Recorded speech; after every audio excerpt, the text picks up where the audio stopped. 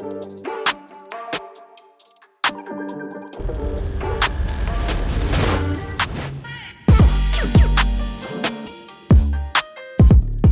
everybody, my name is Brian Nunez. I am the Losi brand manager, and next to me is Frank Root, the category manager behind a lot of awesome Losi and TLR products.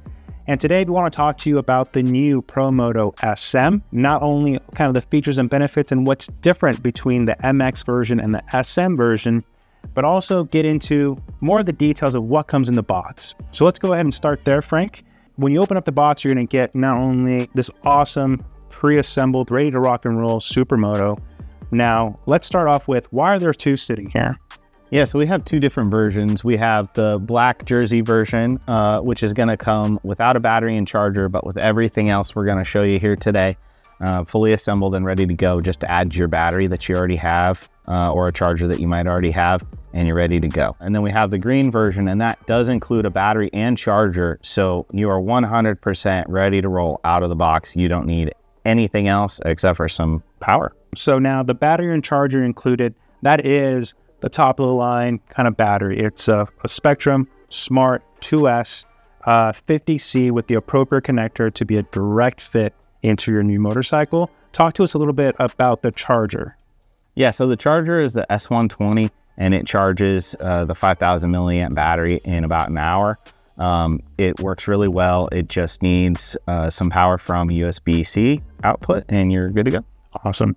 Now, one thing that I do want to note is that the S120 charger, the amp rate is dependent on your charge block, which you actually plug into your wall. Now, let's talk real quick about upgrading chargers, because when you upgrade chargers, that's really what you're purchasing, and you can charge at a higher amp rates and charge those batteries faster, right?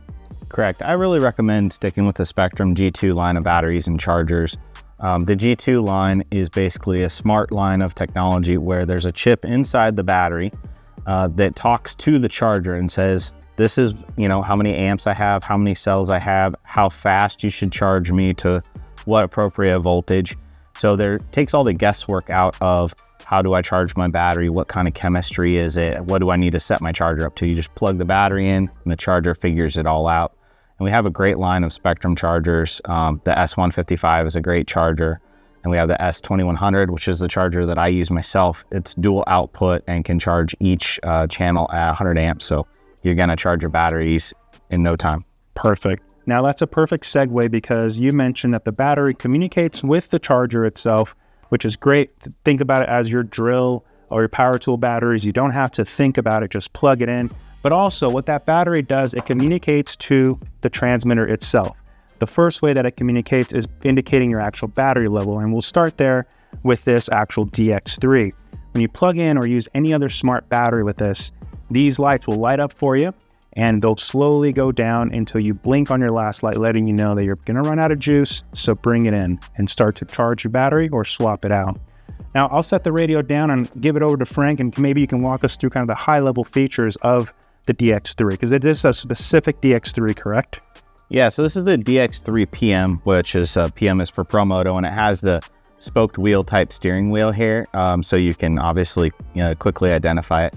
There's lots of great features on the DX3. My favorite one is we have a throttle limit switch here, so it can slow the throttle output down from 100% to 75% to 50%. So us experienced RC drivers, like, we want to rip it, we'll leave it at 100%, and we're gonna really haul the mail. But if little Johnny wants to try it, maybe we click it down to 50%, give him a little bit slower speed, a little safer for the vehicle to try it out. We also have a switch here to turn the flywheel that's in the motorcycle on and off. And then we have knobs here to control your MS6X rate, which is our technology that drives the motorcycle. You can make it more aggressive or less aggressive, like changing a gain. You can adjust your front brake travel, your trim, and your front brake trim. You also have the AB button here to switch between the different drive modes on the motorcycle. We'll get into that a little bit more later. Perfect. Yes, perfect segue. So there will be a quick start guide video on this same YouTube channel that goes through the quick steps that you need and all these functions in your transmitter. So keep an eye out for that. But in order to kind of keep things moving here, we've covered the non-battery and charger version, the version with the battery and charger, the transmitter. What else can people get when they open up their box? Yeah, so when you get the Promoto-Sm, you're gonna get all kinds of cool bits. You're gonna get a bike stand that is keyed to fit the bottom of your bike, so the bike sits in it nice and comfortably. You're gonna get a starting stand. So this is really great. You just roll the back of the bike, the rear tire, into the stand and it'll hold it upright, and then you can launch out for moto start. You also get a couple of nails so that you can secure this guy into the ground. You get some chain lube. You get a bottle of Losi chain lube here, 20 cc's, and it's really important to keep your chain lubed so that it continues to work freely. You get a foam spacer block, so if you run a shorter length battery, you have a block to take up the extra space. We have chain adjusters here. Like every chain, as it wears, it'll get a little bit longer, and you can move the rear axle back to set the chain tension. You have an extra spring here for the servo saver, so you can make the servo saver tension a little stiffer. You have some up travel limiters for the lean bars, so you can control how much the lean bars can move, more or less. You also have some little spacers here. They're gonna control the preload for the front springs. These are 2 long wrenches here for taking the forks apart. They have to be tight or they'll come apart pretty easy, so we gave you some nice long wrenches so you can break them loose. And then the last tools here are for the rear shock and the front fork. Some unique sizes, and we wanted to make tools out of plastic so you don't damage your anodized aluminum forks or rear shock, so you can keep them looking nice but still have the leverage you need to take those items apart to maintenance them when needed.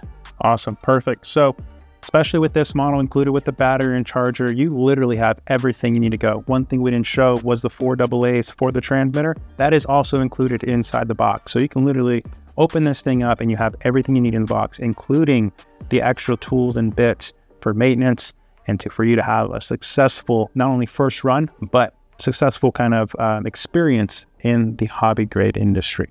So with that being said, we're going to get rid of some of this stuff. I'm going to bring the Promoto-MX into this, and let's talk about some of the key differences between the SM and the MX. Now, we can't talk about the Supermoto without talking about the MX version that released in 2023. Crazy response to this product. Now, one of the key things that we're finding is the fact that the Supermoto tire that Proline released is one of our best sellers. Not only does it sell well, but people come back and buy more tires, which lets us know that a lot of people enjoy the dirt bike, but they're mainly enjoying it in their driveway, at the park, etc., etc. And that's really why we went to the SM model, correct? Yeah, I mean, the great thing about Supermoto bikes is that you kind of get the best of both worlds, right? You can run on asphalt, you can have grip, you can pop wheelies, and you can really haul the mail. But you also have the suspension of a motocross bike, so you can still jump off jumps, you can jump off the curb, you can go through some rough stuff. You could, in theory, put off-road tires on it and take it back out in the dirt. So you kind of get the best of both worlds when you have that type of a Supermoto bike. Now, the bikes might look very similar. There are some obvious things that I want to cover, and then we'll get into more of the things that might not be so easily spottable to the naked eye. So with that being said, start off with easy. What are the kind of visual things that we updated?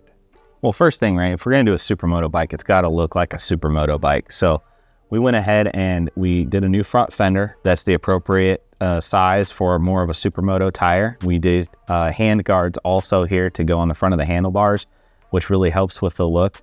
And then we did an all new jersey and wrap kit working with our partners at FXR. They do great work, and obviously the Promoto-MX looks great, and they came out with just a killer wrap kit and jersey set for the Supermoto bike here. Awesome. Now let's go into the wheel and tire, because from my understanding, it is a Proline OE tire, but we did update the design a little bit from some of the things that we learned with the original Supermoto tire. Let's go into those details a little bit. Yeah, so just like anything, when we started running Supermoto more and more, we started to learn how the tire made the bike behave, how the characteristics are when it's upright, when it's leaned over, how far it can lean. And we learned a lot with Proline about the Supermoto tires. We decided to make a new Supermoto rear tire that has a much different profile to it. It's a lot more rounded, it has a thicker carcass. So it's really well supported. The tire can lean more on its edge, and it doesn't kind of go from leaned over to up to leaned over. It doesn't like flop over as quickly. It more kind of smoothly rolls and transitions between its different angles. We also updated the front tire a little bit to make the carcass thicker. And what we found is we just like the foam and the tire harder and harder when we're running on the Supermoto type conditions. It provides more grip and more consistency. And those are, performance benefits that we found along with Proline, and worked on some new tires, so we could take full advantage of it. Awesome. Great. Anything else that kind of visual that we may have missed that we need to discuss? I think that's really the main point. We got the graphics, we got the updated plastics on the bike, the wheel and tire. Obviously, I didn't mention, but the wheel diameter on the Supermoto tire is smaller, so is the tire diameter. True to one-to-one vehicles, you'll see the same thing. You obviously have a smaller wheel and tire on a Supermoto bike than you do on a full motocross bike. But the Supermoto wheel is the same as the Supermoto wheel that's currently out by Proline? Correct. Got it. So perfect. So these tires will work with current Proline wheels and vice versa. So yep.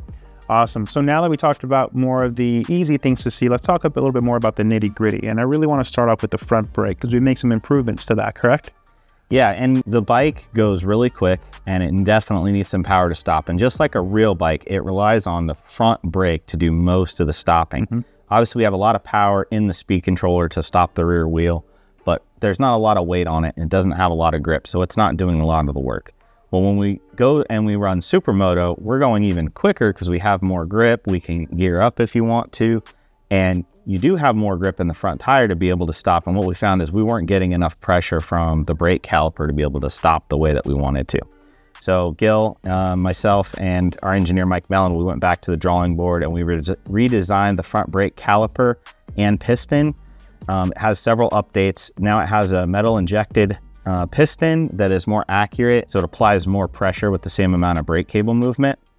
And then also we included bearings in it. So instead of having like a plastic piston on a plastic caliper, it's a plastic caliper or injection molded caliper with bearings driving the piston. So it keeps dust out for more reliable performance and also smoother movement. So we really have a lot less energy loss in the system there, and we're able to just apply a lot more pressure to the brake disc itself. Awesome. And real good refinement. Now I'm going to ask, I know somebody behind this camera is thinking it, can I take that caliper system and adapt it to my current MX that I already have? 100%. It's going to come as a full caliper set, and it's 2 bolts and rerouting the brake cable, and you can put it on in 2 minutes. So yeah, perfect. Very easy. 1 part number. Awesome. I'm sure people will be great to hear that. Now, the next one that is a little bit obvious, but I think there's a lot of actual features and benefits to it because people don't understand how important they are the lean bars. Now, let's talk about the lean bars and the updates we made to those. So the big difference between the Supermoto bike and the MX bike in terms of what we needed out of the lean bars is that the MX bike, we're running outdoor, off-road, on dirt, and you have to have a fairly large ball to be able to stay above the dirt, not kind of get stuck down in the loose dirt, the ruts, the loam, etc. Well, when you're running on asphalt, you don't need a ball that large. And when you run a smaller kind of lean bar wheel or ball, you're able to get more lean angle. Also, when you're running on asphalt, we decided to go with a rubber lean bar wheel because it has more grip and it's quieter, which is really nice because that's one thing we noticed is that the larger balls are a little loud on the asphalt. So we got the smaller lean bar wheel made out of rubber. It gets you more lean angle, so you can get a little bit further over on the edge of the bike. And then it does have that quieter performance. We also made a longer lean bar droop screw. So now you can get the lean bars set up quite a bit higher with that different lean bar screw. And you don't run out of range of adjustment. And the last thing is we have bearings installed in the rubber wheels now so that you get smoother operation on all surfaces and they don't get clogged up by dirt or debris. Perfect. Yeah, it's amazing when we first got to run this bike, the difference that not just the material alone going to rubber made. It almost feels like it uses it as a pivot to turn tighter. And I'm sure it leaning further over also helps with that as well. But also, I want to one of the subtle key differences is the chain guard, right? Since we're leaning over way more, we had to do a new chain guard. And I think we also lifted the rider's foot position, right? Yep, same thing. So we're on asphalt, we have more grip, we can lean over further and not worry about being able to stand back up. So to do that, we went ahead and we made raised foot pegs to get the feet up a little further off the ground because we noticed that with the smaller lean bar wheels, we were getting close to dragging the boot on the front edge of the boot for the rider. And then we were also getting to where the chain guard itself could rub on the ground and interfere. So we designed a smaller chain guard that has more clearance, and it just basically keeps your fingers out of the chain, but it doesn't run underneath the chain. And there's just a lot more room there to get clearance when you're leaned over at those extreme angles on the left side. Was there any updates made to the rear axle as well to help with that? Yeah, so same thing. When we started getting into these more extreme lean angles, we noticed that we would rub the nut, the M4 nut that mounted the rear axle on the Promoto MX, we would rub that when we ran in the Supermoto tires. So we went ahead and revised the rear axle so that it actually takes screws in on both sides. So we use a button head screw to get more clearance, and then the axle's broached so you can put a driver into it to hold the one side when you tighten the first screw or when you're taking the second screw out. Because otherwise you wouldn't have any weight up to keep it from spinning. But yeah, another change that we made to be able to give more ground clearance for those extreme lean angles for the tighter turning radiuses. Awesome. These are all the little details that I think not only make this product stand out, but also just makes Losi stand out. It's the fact that you guys do such a good job at paying attention to the details and how one thing affects another, almost like a domino effect, right? But in a good way, to making sure that the bike is a true refinement. I think that's one thing that I'm noticing here. It's not just this bike with Supermoto wheels and tires and a new wrap kit. It's truly a refined motorcycle that's ready for the tarmac, ready for the asphalt, ready for those on-road tracks out there for people that are getting serious into racing these things. At the end of the day, we're the racers, we're the customers, we're enjoying our products long after they come out. And when we notice that something's falling, can be improved in our experience, we're rolling that into our development because we're out there running with you guys. So we're always looking to make those improvements and put out the best product that we can. Awesome. Now, the next phase of this video, what I like to get into is more of the high-level features and benefits of this motorcycle that are shared amongst these two. But for somebody who's just getting into the Losi brand or hobby grade, who doesn't have much experience with the MX, I want to make sure we cover the features and benefits of the SM. Let's talk about crash structure. Let's talk about technology. Let's talk about all this great stuff that makes the Losi Promoto-Sm one of the best motorcycles in the RC industry today. All right, so now that we have both Promoto-Sms here, let's go into kind of the features and benefits of these awesome motorcycles. Now, you heard me say this word once here in this video, and that's hobby grade. That's one thing that we're completely different than any big box store. Hobby grade not only means that it's higher performing, higher feature set, but it also means that it's more durable. And if a worst case scenario, you do break something, everything is replaceable, everything is tunable, everything is maintainable. That's one of the things that makes our industry great, is that it can truly be a hobby. Now with that, I want to start with the durability, Frank. Let's go through some of the features that makes this a durable product. When we're designing products, we know that they're not going to be sitting on the shelf. We know they're going to get used, and we know that if you use anything enough, you might have a crash, a tumble, a spill, and we want your bike to survive it. So we really put a lot of focus into durability on the Promoto. One of the first things that we have here is inside the head here, there's a giant crash structure. And what that is it's an articulating system that can take a front impact on the tire and dissipate a lot of the energy. So you can see here, you can kind of flex that front tire back. And if you also flex the forks up, the tire actually comes close to hitting here. So if you have a really big impact, you lose track of what you're doing and you run into a curb or a car tire or something, you have some give in the system to keep from bending those front forks back, which is what you really want to avoid. Other points of durability, obviously we're pretty beefy throughout, a lot of M3, but a lot of M4 hardware. So we have big solid steel screws, a lot of bushings to help keep those screws from being over tightened. The rear shock on this is essentially it's an 8 shock from a TLR vehicle, but we beefed up every part of it, the cap, the eyelet. So there's a lot of durability specifically that went into this vehicle, knowing how hard it was going to be used, how high it was going to be jumped, and how much fun people were going to have with it. And then one of the things that we really ran into is after we got out and started testing the Promotos, we saw that we were doing a lot of wheelies and we were kind of tearing up the rear fender. So we designed a fender here in the rear that can move out of the way and pivot and then land on a little rear bumper so that you don't tear up your rear fender every time you pop a wheelie. That's awesome. Now, There's also some other things that I want to touch on. Now, it looks like this is a lot of composite here in the outside, but it's really just a shell.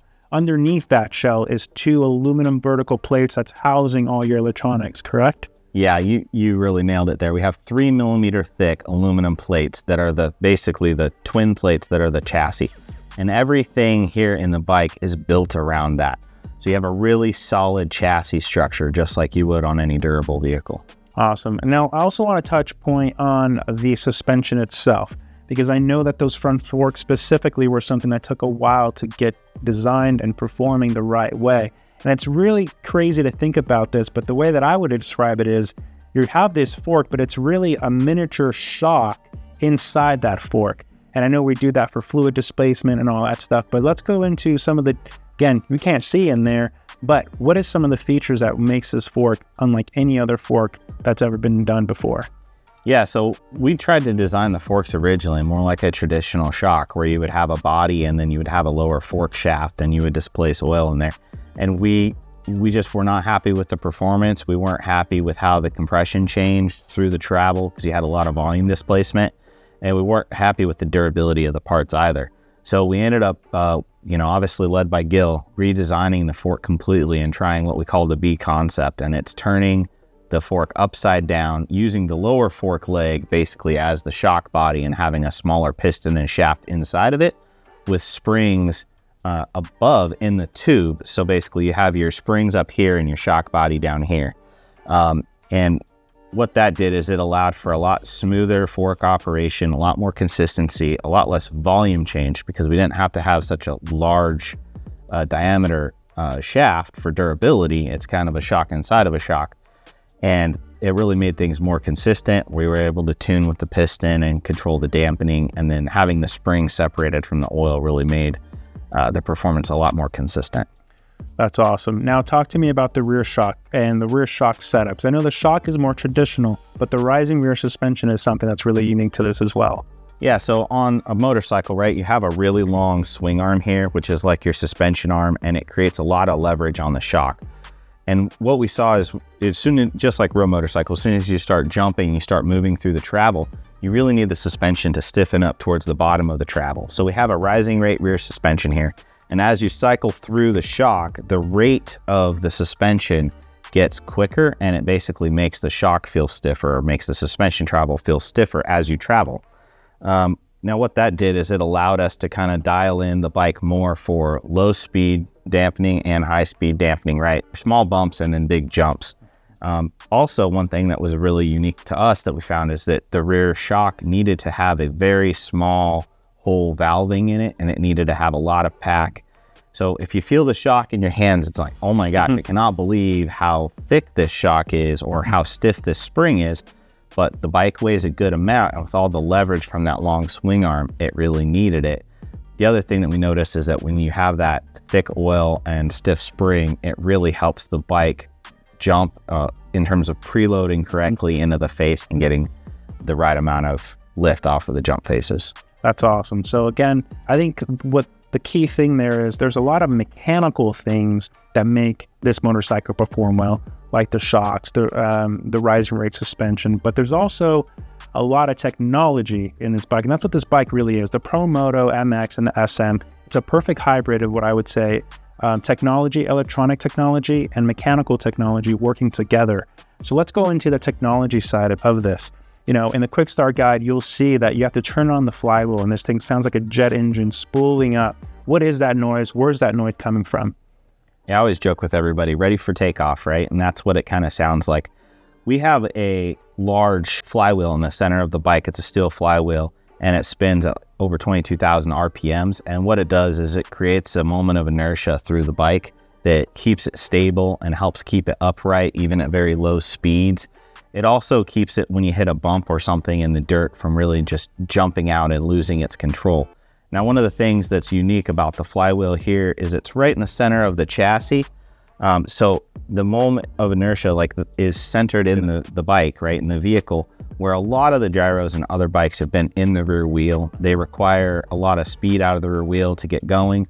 And then the challenge is that the bike pivots and moves around the rear wheel in what looks very unnatural to me compared to, like, let's say, real motocross bike, because the largest piece of mass in a real motorcycle bike is the engine, and it's right in the center of the bike where our flywheel is. That's exactly right. So when the gyro's in the back rear wheel, like the traditional motorcycles, you get this weird shake, you get this really weird handling characteristics, but our placement, our speed, our technology, again, makes it act like a real motorcycle, which is what we live to do. That's what we come to work for every day, because we want to replicate the full scale feeling and adrenaline of motorcycles in RC, which is awesome. Now, going into the technology, I know that's the flywheel, that's what helps everything balance, but that's not it, right? There's also some secret sauce in the receiver that's in the MX model and this SM model. Let's go into that. Yeah, the real secret sauce is the MS6X technology, and pretty much the technology is housed in the receiver. The transmitter definitely works with it, but really it's coming from the receiver. And it's the key to us being able to drive the motorcycle as somebody who's coming from RC cars and just picking it up. On a bike, when you go to turn into a turn, let's say you want to go in a left-hand turn, you actually slightly turn the forks to the right, and that drops the weight to the inside and gets the bike to lean, and then the lean is what carries the bike around the arc of the turn. Well, on traditional RC bikes, they basically just reverse the servo setting. So when you turn to the left, the forks go to the right, but there's no way to control how much lean you get for the grip, for the speed. It varies all of the time, and it makes it very difficult to pick up and drive. Well, with the MS6X technology, we're using actual envelopes to measure the angle of the bike in the receiver, and then you use the steering wheel on the radio to tell the bike how many degrees you want to lean to, and it outputs to the servo how to change the angle of the forks to move the weight to lean to that angle. So if you turn the steering wheel, let's say halfway, and you're telling the bike to lean to 27 degrees, it'll turn to the right and it'll get you to 27 degrees. Now, if you're going too slow and the weight starts to fall to the inside, the receiver on its own, not you as the driver, will automatically correct the forks to the left to help pick the weight back up and try and maintain that 27 degree angle. And if you're going too fast and you have too much centrifugal force trying to stand the bike up, it'll turn the forks back to the right and try to push it back down again. So the technology in the MS6X is controlling what the bike is doing at all times. The cool thing is it does it in the roll axis, right, for that leaning over. It also does it in the pitch axis. So as the bike wants to pop up to do wheelies, we actually have 3 drive modes, one for dirt, one for high speed asphalt running, and then one we call wheelie mode, which I call the fun mode. So it'll actually pop a wheelie and it'll measure the angle of the bike, and it will help your throttle application stay so that you can hold the wheelie and just ride along. Perfect. So one key thing that's really interesting to me is traditionally on RC cars, which is majority of what we do, is when you steer the steering wheel in your transmitter, you're literally turning the tires, right? And I think as a consumer and as a user of your future Supermoto, what you have to think about is when you're inputting the steering wheel, you're not doing anything with the tire. You're telling the bike how much to lean. Do I want it to lean more or lean less? And when you start thinking about it that way, that's when you can really start pulling some really tight lines, some really awesome racing side by side with friends and family. So that's great. And what I also like to kind of reiterate on the different modes that we have, you can all do those on the fly, on the transmitter using your A and B switch. So you can literally come out of a corner, put it in wheelie mode, pop a wheelie, get back into, let's say, street mode, and it's going to do whatever it needs to do to keep that front tire down and keep you going straight on the track without flipping over or anything like that. Anything else that you want to add before we head out? Yeah, I think I would be remiss to not mention the really powerful brushless system that we have in this vehicle. It is a 2S power system, which a lot of people might say 2S, that doesn't sound like a ton. This bike does 42, 43 miles an hour out of the box, right? You have the ability to gear it higher to go quicker if you want. And on 2S, that's a really, really fast speed for this vehicle. It has plenty of power to pop wheelies at any time, even at half speed already. It's just a really robust system. We've had no durability issues with it. It doesn't run too hot, and it's just a really fast, fun, powerful speed. That's a great point. I think a lot of people think in form of S's. RC people are right. No, I want it to be 4S or bigger. But you know, if we label the 4S as your big V8, that's great. But don't forget that there's some 4 cylinders out there that can put out a lot of power. and smoke those V8s. And that's kind of what we did here. It's a really efficient 2S system. At the end of the day, you're still going over 40 miles an hour, like you said. And don't forget that you still have to stop this thing, right? And in a car, you got 4 tires, 4 contact patches versus this, you have about this much contact patch at all times, right? Which is part of the issue. So it's a really good balance, I think, that we figured out. So special shout out to the Spectrum team, not only for the brushless system, the technology and everything else they do in collaboration with us. Nick Lee and the team at Spectrum did a great job with the electronics, and it's an awesome package. I mean, just like in one-to-one motorsports, like you're not gonna have a big giant V8 in a motorcycle. It's a little different, the power delivery. So the 2S is really an awesome speed and a lot of fun. Can't wait to get this into more people's hands and continue growing that awesome Promoto experience for people. Yeah, I think that's the key thing here is that if you have the MX, it's easy for me to say because I have access to them, but you really need both because both of them serve completely different purposes and they do a really good job at what they do. Kind of like a flathead screwdriver and a Phillips. You need both, right? So with that being said, thank you guys so much for watching. Thank you so much for your time. Be sure to like, comment, subscribe, and check out all the videos that we have on the Promoto-Sm and all the other great products that we do. Thank you, and thanks, Frank, for all your time today. Thanks, Brian.